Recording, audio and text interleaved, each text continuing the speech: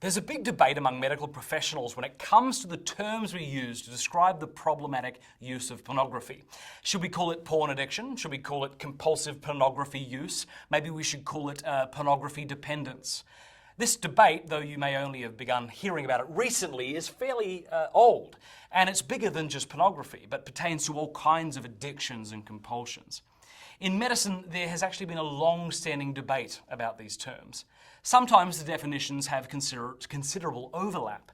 For instance, back when the revised third edition of the Diagnostic and Statistic Manual of Mental Disorders was being edited, there was a big debate among committee members between the words addiction and dependence.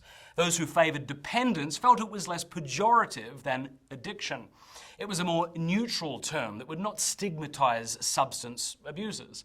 Some committee members favoured the label addiction when it came to drugs and alcohol because they thought the words more accurately portrayed the overwhelming habit of substance abuse as distinguished from physical dependence, which can occur in anyone that takes medications that affect the central nervous system.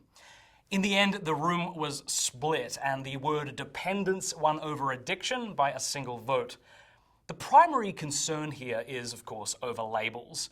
Words can be defined by different people, and words change meaning over time. Over 100 years ago, the word addiction didn't really have a medical flavour at all, nor was it universally negative. It was just a way to talk about a compulsive sort of dedication or devotion to something. Today, the term has a real medical feel. For instance, the American Society of Addiction Medicine defines addiction as a chronic disease of brain circuitry. Some prefer the word addiction because it denotes a sense of proper seriousness. It's something oppressive and requires help from a power greater than oneself. Some prefer the term because, like it or not, it's a common term. They'll say, let's not fight it, let's just use it and then help people define it well. Some prefer the term because it has a lot of utility for people who have these habits.